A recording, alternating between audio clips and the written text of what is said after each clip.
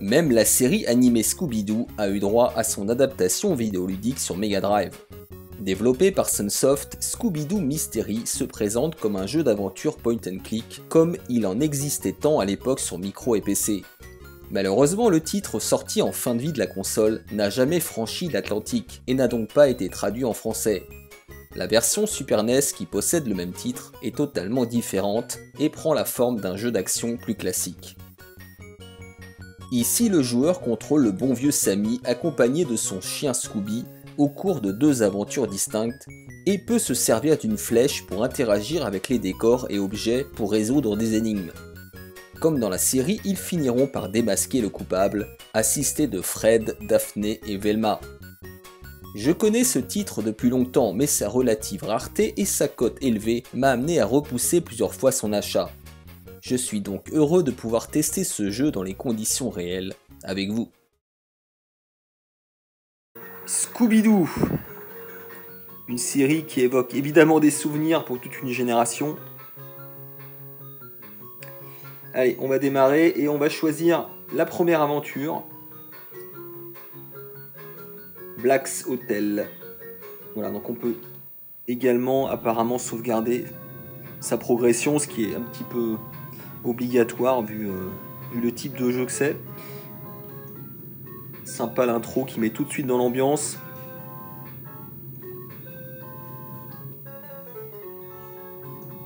On voit qu'ils ont essayé de reproduire le plus fidèlement possible le dessin animé. Ça c'est un bon point. Bon, je vais passer.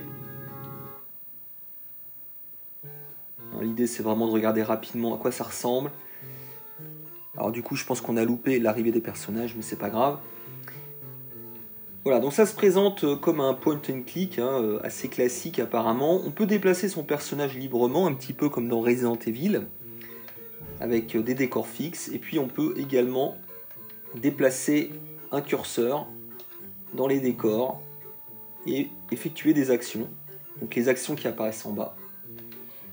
Donc on peut prendre, regarder, ouvrir, pousser, manger, donner, parler, fermer, pousser, enfin tirer et utiliser. Allez, on va se déplacer un petit peu.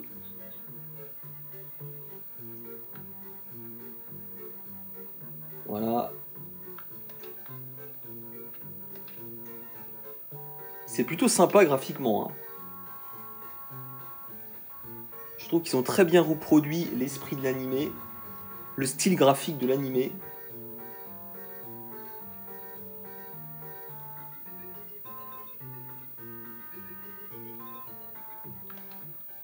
Du coup, on peut interagir avec les décors, certainement récupérer des indices au cours de l'aventure.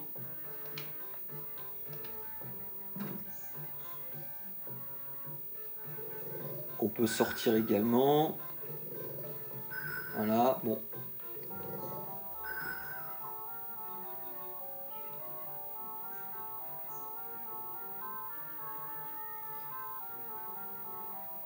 On va monter à l'étage. Ouais, ça rappelle vraiment Resident Evil, c'est assez drôle. Ok. Ah, petite séquence de course-poursuite. Typique de la série.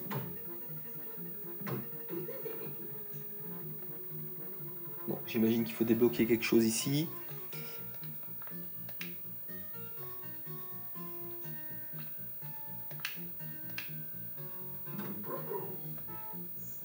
Mais c'est drôle parce que ça laisse penser qu'ils auraient pu faire Alone in the Dark sur Mega Drive. Et finalement, on n'est pas si loin de ça.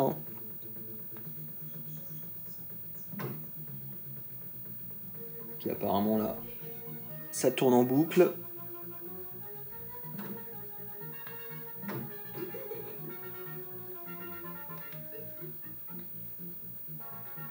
On va essayer de regarder là, qu'est-ce qu'on peut faire? J'ai une idée. Hop. Où est-ce qu'ils vont atterrir les deux nigauds? Dans la cuisine.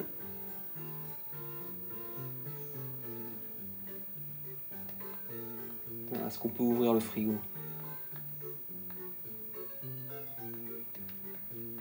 Les deux goinfres. Look open. Rien. Comment un frigo peut-il être vide?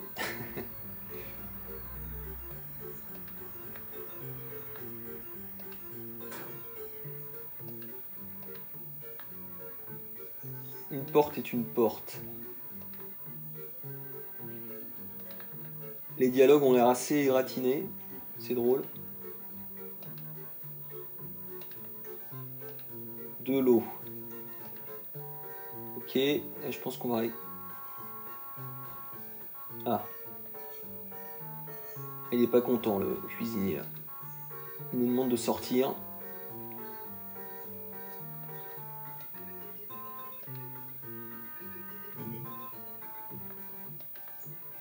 Dans ce genre de jeu, il faut fouiner vraiment partout.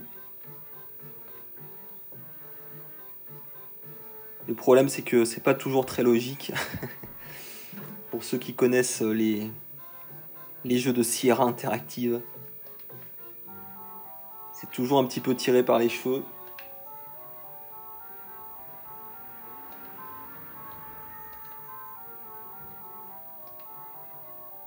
Voilà, écoutez, bon, on va s'arrêter là. C'était juste comme ça pour voir un petit peu l'atmosphère du titre, les contrôles.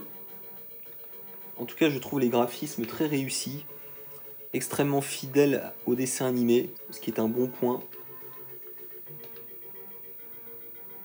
Et voilà, ça me donne envie de continuer. Allez, à plus.